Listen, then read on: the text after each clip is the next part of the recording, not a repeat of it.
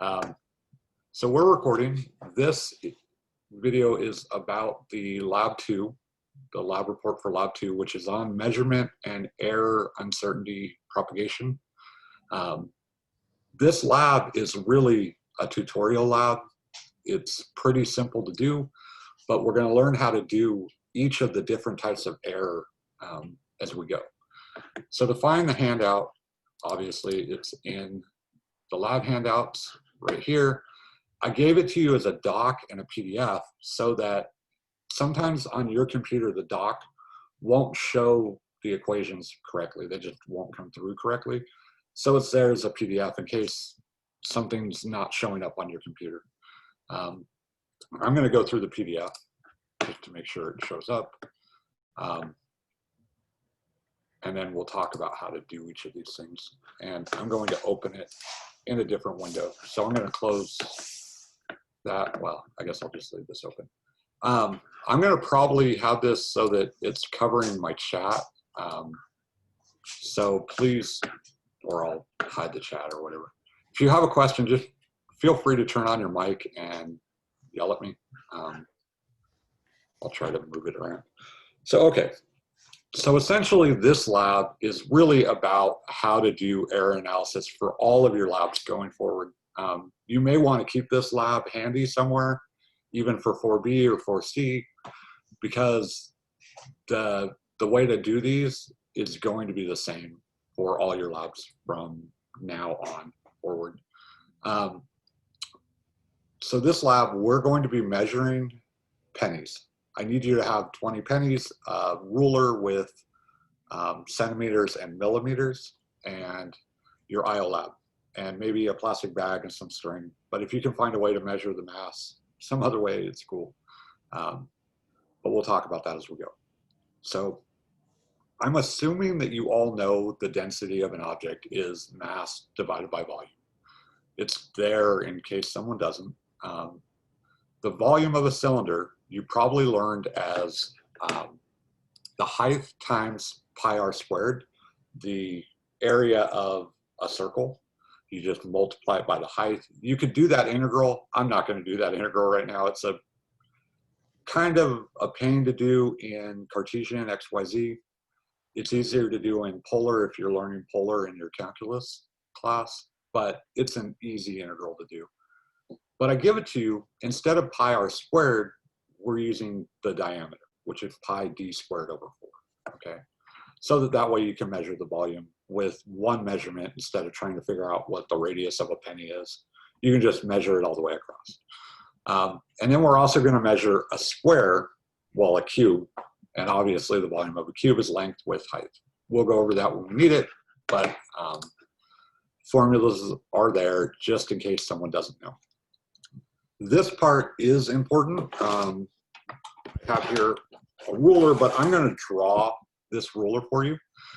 So we have two different types of error. We have something called experimental error, which is the error that you compute at the end. But every single measurement you take has an error associated with it. And we call that measurement error. We draw it like this. It's a weird little S delta.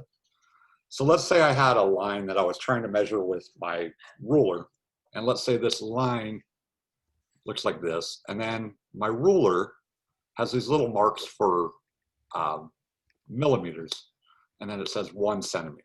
So this is 1 centimeter. And let's say I have a couple more marks. And so when I look, this is somewhere, and I know that's not a straight line, sorry, but this, maybe I'll draw it with red. This line ends, if it starts at 0, it ends somewhere in between those two. Those little marks are millimeter marks, okay?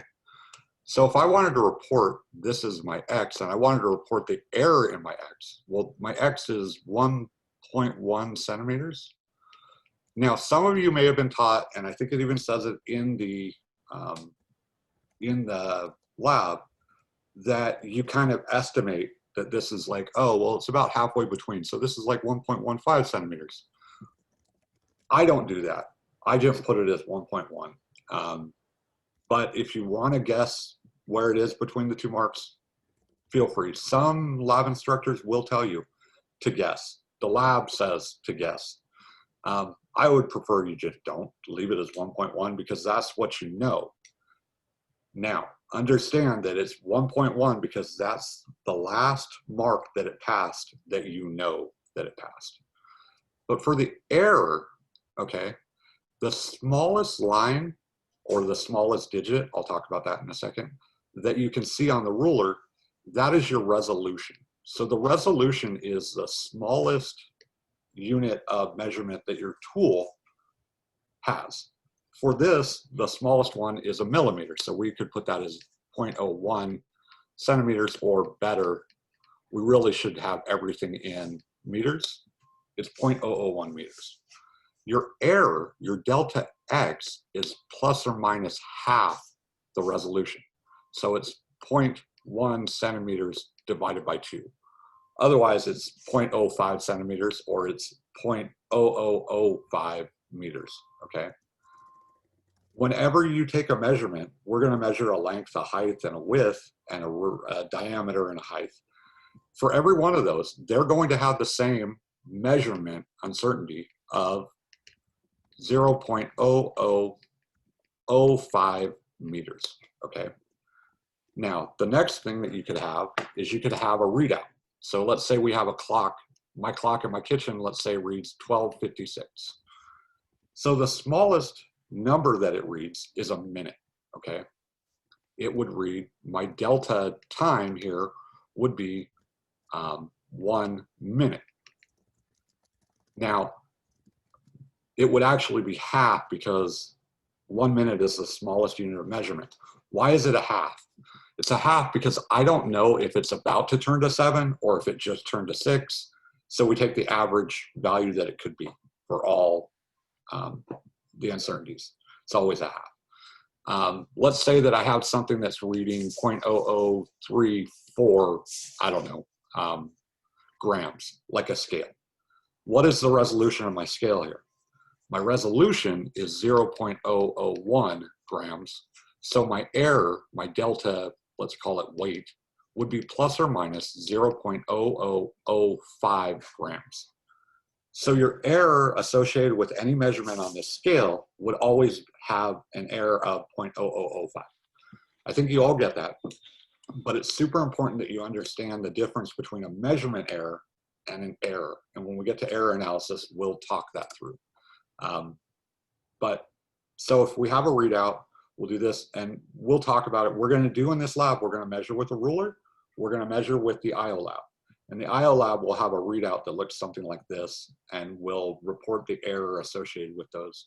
Although we actually do it in a totally different way with that, okay? All right. Now, the actual experiment itself, for the lab report, you guys can work in groups of 3, no more than 3, but in 3, you could work alone. I don't really care. What we need to do is we're going to take and we're going to find, first, there's 2 parts to this lab. The first part has to do with these lines. The second part has to do with the mass of some pennies that you're going to find the density of those pennies in 2 different configurations. And we'll talk about that when we get there. But for the first part, take this illustration here, this part, and print it out.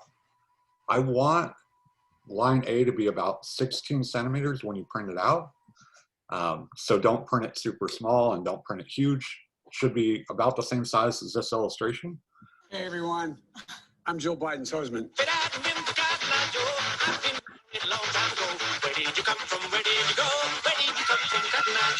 Hang on a second. I don't know who that was. Tristan? You too.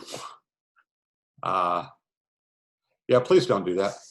Whoever did that. I think that was Tristan.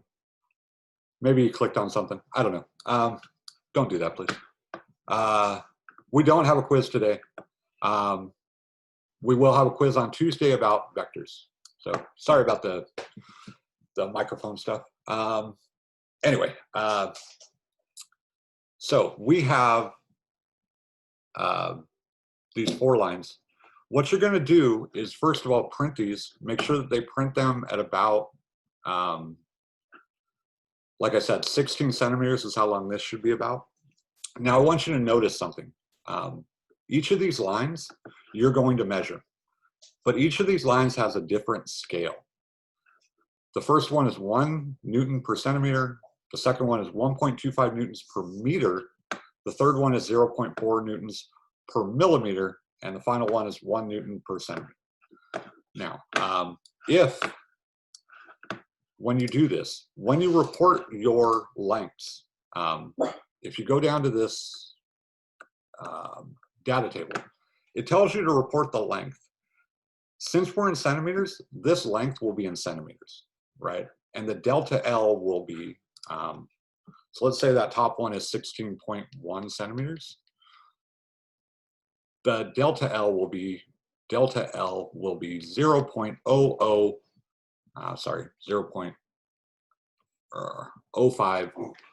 centimeters for all of these lengths on this table. For every length that you do with your ruler, the delta L, the measurement uncertainty of your ruler, is the same, okay? Then write the scale. So for the top one, it'll be 1 Newton per centimeter. For the next one, it'll be 1.25. So make sure you write the scale on this table of results and then convert it to Newtons. Now, let's say that the next one down, line B, is 4 centimeters. Our scale for B, if I go here, is 1.25 Newtons. So remember that this is 1.25 Newtons per meter. You need to turn this into meters, right? In 1 meter, there are 100 centimeters. So if I multiply that through, I know that this is 5 over 100. So this is 5 divided by 100 newtons. And that's what, 1/20th, 0.05. So that would be 0.05 newtons would be how long you would have for this line, the magnitude of this line, right? So you report that and then report your newtons in the correct, so you would also have 0.0005 cm times 1.25 newtons per meter, and again, multiply by 1 meter times over 100 centimeters. So this would be, what would that be? 5 times this would be 6, so this would be 0.06 divided by 100. This would be your delta N, and that would be 0.0006 plus or minus newtons, okay? Does that make sense to everybody? If it doesn't, turn on your mic and say, hey, I don't get that. Or review it when you look at this. So you're gonna have this table filled out by measuring these lengths. You're gonna write down the length you measure, the delta L, you're gonna write down the scale, you're gonna write down the newtons, and then you're gonna write down delta L as delta N. So convert it with the scale, okay? All right. The point of that is that you have the same uncertainty with each of these measurements, right? But because of the scale, the amount of uncertainty is going to be greater for a smaller line, right? You're going to be less certain about the length because the error is going to be a greater percentage of the full line, okay? So once you do that, the next step will be that we're going to take our ILab, and this is the part that I really need you to pay attention to. So when you go into your ILab, and if you don't all have your ILabs up and running, try to get them up and running. However, if you're doing this as a group, only one of the group needs to do this. Whoever decides to be the data collector needs to do this. So I've started my ILab. I have my ILab. First things first, don't ever forget this. And you might want to do this for every single calculation or every measurement that you do or every experiment that you do. Go to calibrate and go to force, because that's what we're going to use. Why did that? Oh, because I'm not on. Sorry. Turn on your ILab. Click force. It'll take you through this little setup. I know you guys can't see my desk. Put it upside down. Hit next. and then it tells you to lift it into the air, hit next, and hold it steady, which I've done here, and save. Okay, so what I've done is I have 20 coins in a bag. I know it's hard to see, the light's kind of bad in here, but I have 20 coins in a bag, 20 pennies. And I'm going to take the eye bolt and screw it to the bottom. I've already tied the bag of pennies to that eye bolt. This is kind of a pain, sorry.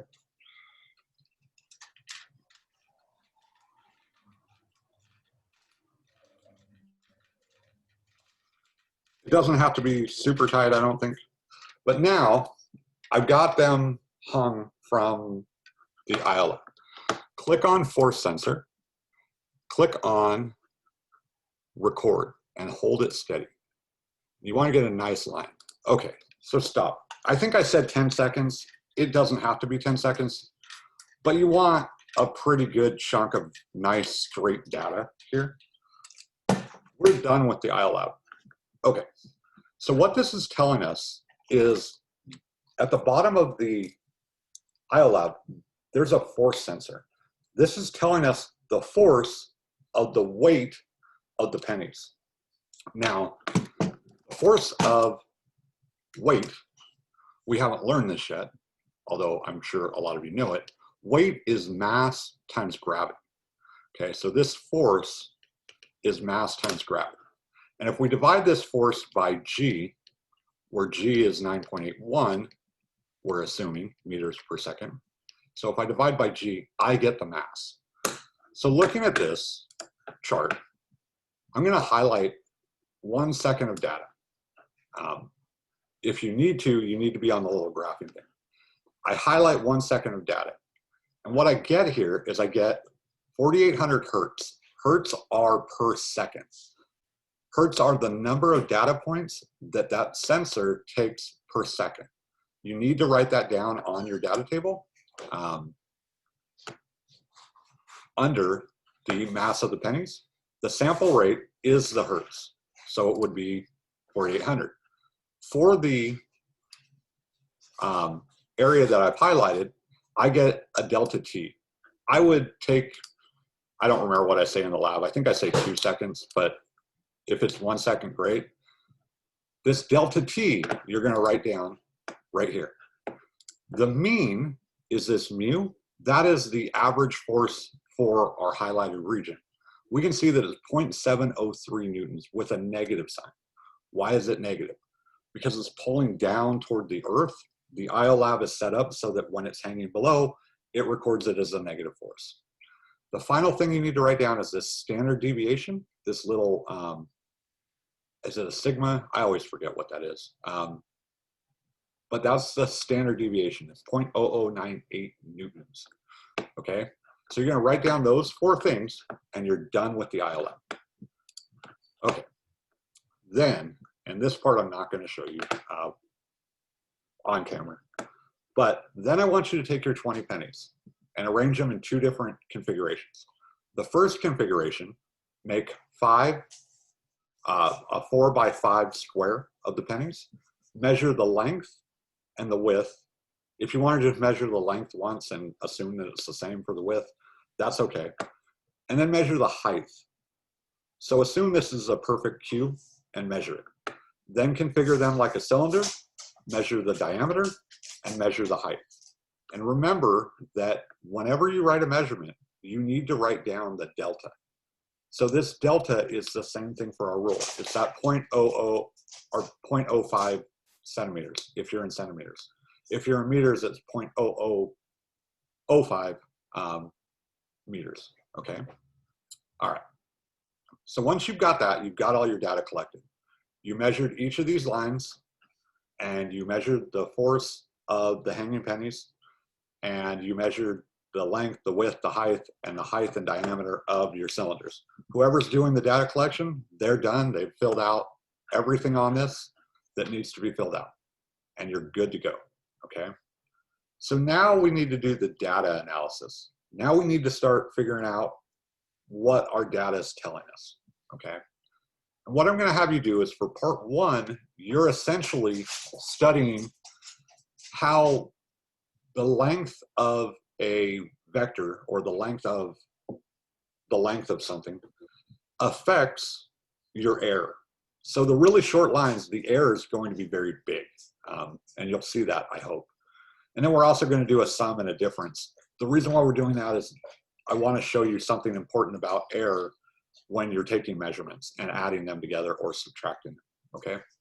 But it takes you through and it says, okay, make sure that you show the magnitude of line A, B, and C with proper units. What that means is take this length, multiply it by the scale, and give me the newtons. Write that on your table of results right here.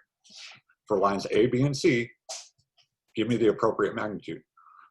Then for D1 and D2, I want you to add them together. So give me the appropriate magnitude of them added together in newtons. And then for D1 minus D2, give me that magnitude again in newtons, okay? That's easy enough. You just have to multiply it by the scale, whatever your measurement was, and multiply it by the scale. Then we need for each of these lines the percent uncertainty. And that's where things get a little bit different that you may not have ever done before. So the percent uncertainty is delta L, or delta, delta L for all of these, or delta D, I guess, here. That is, to be a percent, it's really L, the uncertainty of L from your measuring tool. So the uncertainty of the ruler over the length squared. But I know that if I take the square root of a square, I just get this out, back out. This is basically showing the error associated with the total measurement. So if our measurement was 4 centimeters and we have an error of 0.05 centimeters, right? You can do that. That's the ratio of the error to the total length of your measurement, or the total measurement. You're then going to multiply that ratio by 100% to give it as a percentage of the total length, okay?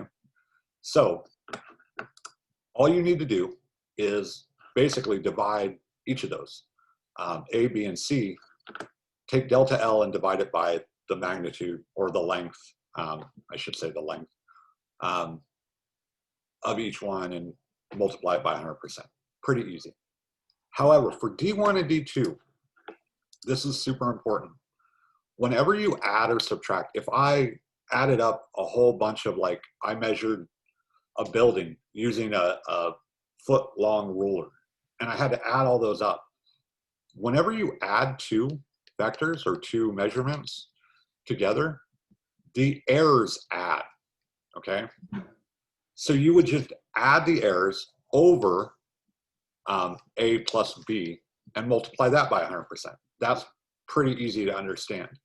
What's a little bit more tricky to understand is that even if you're subtracting, it's the same.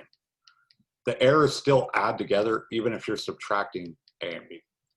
So for D1 and D2, I want you to compute those, and it shows you here that whether you're adding measurements together or subtracting measurements from each other, you still add the uncertainties together. Your total uncertainty is the uncertainty of all of them added together. That, I think, is pretty easy to do. The hard one is, well, not the hard one, but the really different one is that mass. So going back to the IOLAB and that mu that we got, to find the mass of our pennies, you're going to take mu and divide it by G.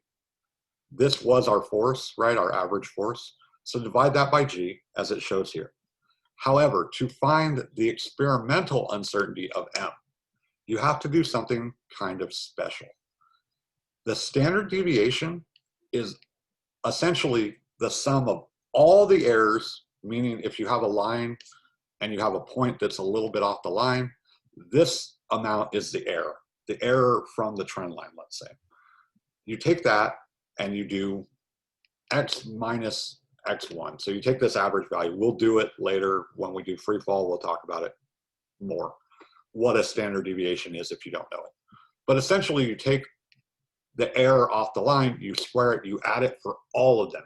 And that is your standard deviation. And then you square the whole sum. We'll go over that when we do free fall. Just know that the standard deviation is basically your total error. So we're going to divide that by n. And because this is already square root, we need to take the square root of n. What is n? N is our total number of data points. So essentially, we're taking our total error over our number of points, right? And we're squaring both, or taking the square root of both of them. You can get n by taking the sample rate. The sample rate is the number of data points, right?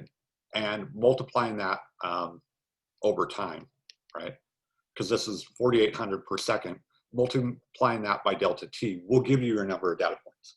If you had 1 second and we're sampling at 4,800 hertz, that's 4,800 data points.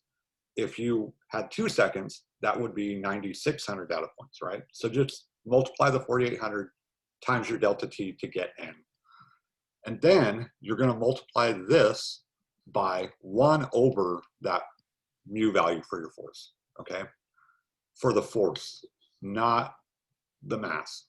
Forget about the g, because the g just cancels out. So divide it by whatever the mu was. I got whatever it was, 0.7 newtons or whatever, okay? So this would be something like 0.0005 or whatever it was over square root of 4,800 for me over 1 over 0.7, right? It's going to be a very small number, but that is your error associated with the mass, okay? Technically, this is, in a weird way, it's both of these, but call it this for consistency later on. It's your error associated with your mass measurement. And I take you through all that here. So that's all here. Now, once you've taken the volume of, let's say, the cylinder, right? So this is pi d squared over 4, and then we have a height h of them. So our volume of these coins is going to be h times pi d squared over 4. Okay. How do I get the error associated with that volume? And this is the tricky part. This is the thing that you need to remember for 4B and 4C and all your labs forever. If you want to get the uncertainty associated with any function, okay? So let's say I'm going to actually do this for the length width. Let's say my function is length times width times depth. My function has an error associated with each one of these terms. So I need to find the percent error associated with each term. And so this is the percent error associated with length squared plus the percent error associated with width squared plus the percent error associated with depth squared. Now, how do I get that? Well, if you haven't had partial differentials yet, you do partial differentials on your function. So our function is LWD, and I want the percent error associated with L. What I do is I take the partial derivative of the function with respect to L. What is that? Well, when I do that, I assume that W and D are constant, and I ignore them. So if I took the partial derivative of this function with respect to L, I would just get WD, right? And I hope you all know how to do that.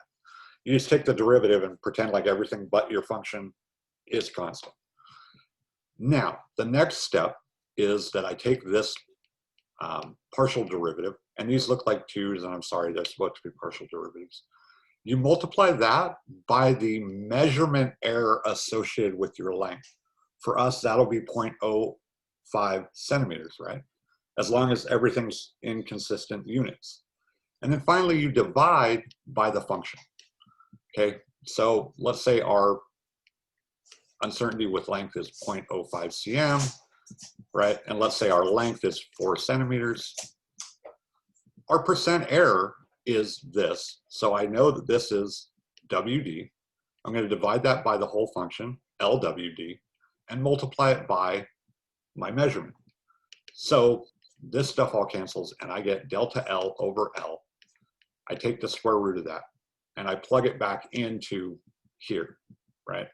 And I do that for each of these. So you can see that when you do that for this volume, if I take it with D held constant for h, I get delta h over h.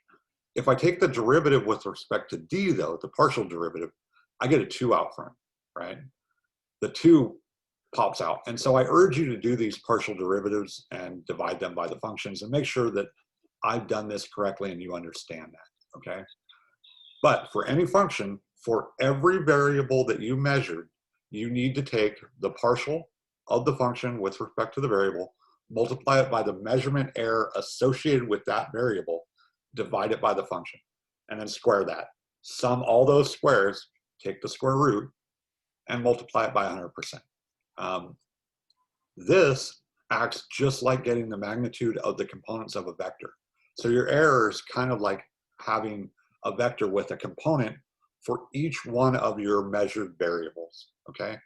You're going to do that for the volume of the cylinder, and you're going to do that for the volume of the cube, length, width, height, right? They're all here. And then for the density, you're also going to do that. And when you do that for the density, I actually dropped this, unfortunately.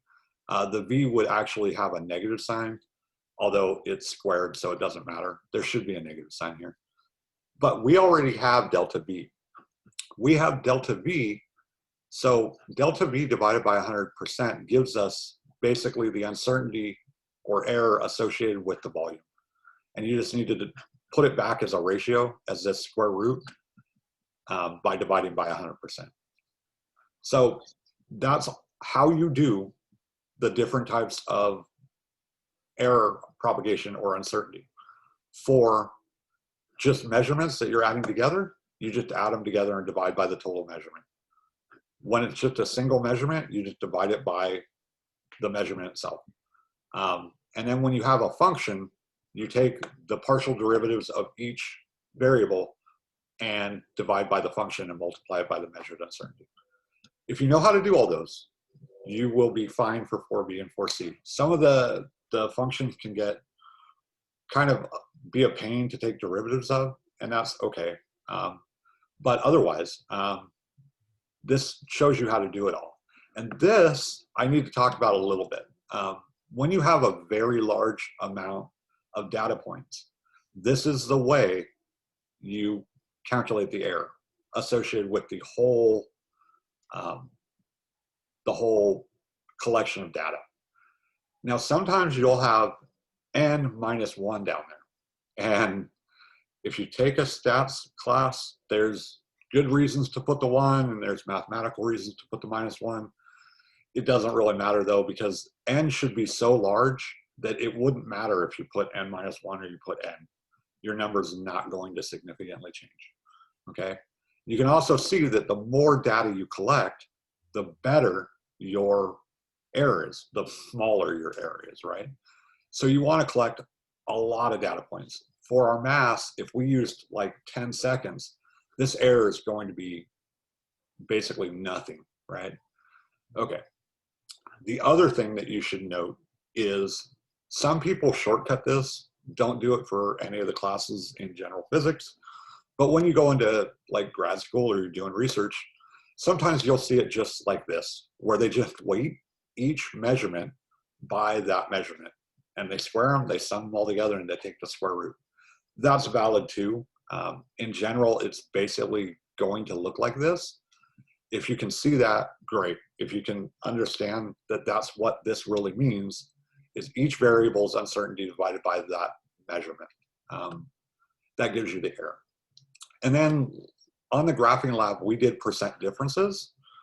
We're actually going to, at the end of this, I'm going to want you to find the density of the cube of pennies and the density of the cylinder of pennies. And I want you to compare that to a theoretical value of 8960 kilograms per meter cubed. So when you report the density by taking that mass that you found over the volume that you found, I want you to compare it to a theoretical value of 8960. Now, how close should your answer be to 8960? Well, it's going to turn out that your answer should be smaller than 8960, and probably really badly off. Like you might have a huge percent error. First of all, because the cube we're assuming these pennies are a cube. Well, they're round. There's a lot of empty space in our cube. So I know that error is going to be bad. That density should be much smaller than copper. For our cylinder, it actually turns out that that's going to be bad as well, because pennies have a little bit of a face and they have, like a picture on them. And there's a lot of air when you stack two pennies together. There's actually a lot of air and space between them. Secondly, pennies aren't made of copper. They're made of copper and zinc, and sometimes some steel. So I know why I'm saying this now is I always get students that are like, oh my God, I've got 150% error. I'm going to tell you this again. I think I told you this last week. If your numbers are bad, it's okay. You can have a huge error. I don't like the way chemistry labs a lot of times will tell you guys you have to be within 5% to get 100 on the lab. To me, that promotes you to lie and to cheat and to create fake data. If your data is bad because you didn't calibrate your IOLAB, so your mass was wrong, I want you to look at your data and tell me why it's bad. But I want you to report it, even if it's bad. I'm not going to take points off if it's bad. And in fact, I know this configuration is going to be bad. That's the point. So you do all these. You only need to show the calculations for the stuff that I ask you here. You only need to show the percent difference for, like, let's say the cylinder and the percent error for the cylinder or whatever. This is actually the percent difference between the cylinder and the cube, but you only need to show the percent error for, say, the cylinder. You still need to do them all. So I would recommend, if you're working in a group of 3, someone does the data collection and the data table, someone does the calculations and the table of results. All you do on the table of results is list everything you're finding here, right? So you list it. And then have someone do the questions and the conclusion. So let's talk about these questions real fast. We're doing percent error this week. We did percent difference in the graphing lab. Why? Well, in the graphing lab, we just had numbers that we were comparing. When you just compare numbers without a theoretical value, you do percent difference. When you have a theoretical value, you do percent error. Percent error is theoretical minus experimental or actual or whatever you want to call this over theoretical times 100%. So you do 8960 minus, let's say you got 6,000, minus 6,000 over 8960 times 100%. And like I said, I know they're going to be bad. It's okay that they're bad. I'm fine with them being bad. They really, though, shouldn't be, if you think about it, they shouldn't be greater than copper. And if they're greater than copper, you might want to look at your data again or see if you made a math error. Okay, number 2, and this is super important. Explain the difference between measurement error and experimental percent error. So measurement error is the error associated with the tool or the clock or the scale. It's from your tool that you're measuring with. It's that little s delta. The experimental percent error is the error propagation you calculate out of your final answers or your analysis, your functions that you're computing from your measured data. They're different. I ask this question because a lot of times people get confused. Delta X is the same for everything you measure with that ruler. Triangle X is computed from the weighted, little SX over X times 100%, okay? I think that's easy to understand, but who knows? Then it says, compare the magnitude and percent uncertainty for lines A, B, and C. Which is greatest, which is least, and how does scale affect uncertainty? Well, if you have an uncertainty of 0.5 millimeter and your line was only 1 millimeter long, your percent error is going to be 50%, right? It's going to be huge. If your line were 1 mile long or 15,000 meters or whatever long, and your error is only 0.05 meters, or 0.05 millimeters, your percent error is going to be nothing. So the point here is the bigger you can, or the smaller resolution of the tool compared to the length that you're trying to measure or the thing you're trying to measure, the better. It's kind of like if I wanted to know how long it took for water to drain out of a bathtub, would I use a calendar? No. Would I use a clock? Maybe. Would I use a stopwatch? Yeah, right? The better I can get, the least or the smallest resolution I can get, the better. And you're just going to see how they differ based on just how long the lines are, right? And then I want you to compare the percent error and magnitude and percent error of the volume of the coins in the cube and in the cylinder. Which one's got a smaller uncertainty? Which is the more accurate value? Why? Well, obviously, like I said, the pennies don't really form a cube. They're round. But we're assuming they have, they're a straight edge cube. So there's a lot of air in there, and their volume should be off. I don't know which one's going to be better, though. I mean, I haven't actually measured it and computed it. I'm guessing, though, that the cylinder is much better. However, the cylinder has problems because the cylinder actually has, like I said, the faces are rough. And so there's air between them. Even when they're sitting on top of each other, there's empty space between them. You wouldn't think that, but totally is. And then I want you to compare the value of the density of the coins as a cylinder and a square to the theoretical value. Are either close? One of them might be, they both might be, I don't know. But I will tell you this, the reasons why they might not be, should be the amount of air or empty space around the coins means the volume's wrong. And then also, if you look up on like Wikipedia, pennies are made from zinc and copper, okay? So there's a lot of reasons why your values may be wrong. Do not blame human error. Don't say, oh, well, maybe I didn't hold the ruler right. Think of this like a job, and your boss would fire you if you told them that you didn't know how to hold a ruler, right? So we're going to assume you're a perfect investigator or perfect experimenter, perfect researcher. You never do anything wrong. The problems all lie within the experiment, okay? All right. And then finally, the conclusion. Your conclusion only needs to be like 6 or 7 sentences. Well, it'll probably be a lot more. It'll probably be a page if you're really doing it thorough, but it doesn't have to be super long. They do have to be double spaced. In fact, I want these typed and double spaced in your lab report. I don't want them written by hand on paper and photographed. I want them typed into your lab report. Double spaced, nice, complete sentences, all that good stuff. So in a conclusion, the first thing you always do is you give the values of the densities that you found. You give your results with their error. So you give this density of your cylinder and your square with their percent triangle uncertainties. Then the second thing I want is I want the percent difference and the percent errors between the theoretical value of copper and the densities. So tell me how close it was to copper and give me the actual numbers. For some reason, people don't do this and it drives me crazy. You need to report the numbers, give the numbers, give the error as numbers, the densities as numbers, okay? Now, third thing that you always do, you explain where your error came from. You explain this percent difference and this percent error and this associated error. Try and figure out why you have those, why they are so far off of copper's real density, okay?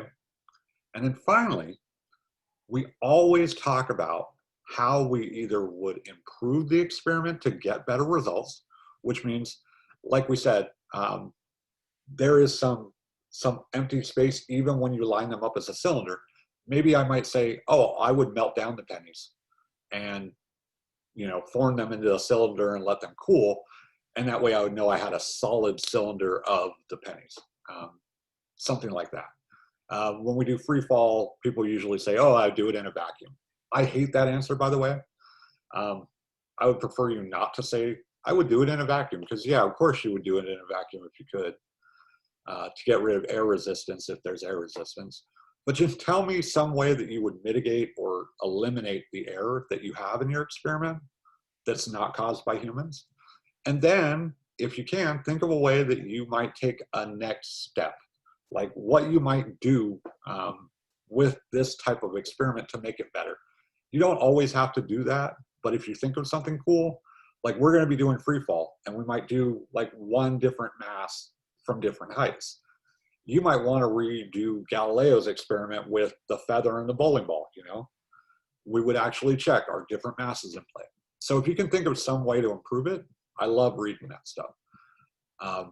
When we do Lab 8, we're going to be reading papers, and I'm going to show you that in every paper, or at least most papers, at the end, they always tell you what they think went wrong and what they think the next experiment should be related to the one that they just did. And I'm trying to get you guys to do that in these conclusions. But each of these only needs to be 1 or 2 sentences. Make it a nice paragraph. Sometimes people will number them. I don't like them being numbered. I would prefer it just read like a short essay. But I understand why some people do that. Okay, are there any questions on how to do this lab report? And each of these things that are underlined and bolded, although I forgot to bold and underline that, each one that's underlined is something that you need in your lab report. I mean, obviously not that, but it should have a table, a data table. It should have calculations. It should have a table of results. It should have the questions, and it should have a conclusion. We don't have a graph this week. If you want to include, and I don't think I said it, if you want to include a screen capture of the IOLab with the mass highlighted, that would be great, but you don't have to, okay? And then, yeah, that's it. Does anyone have any questions on any of that? Okay, so the other thing that I'm going to end this now.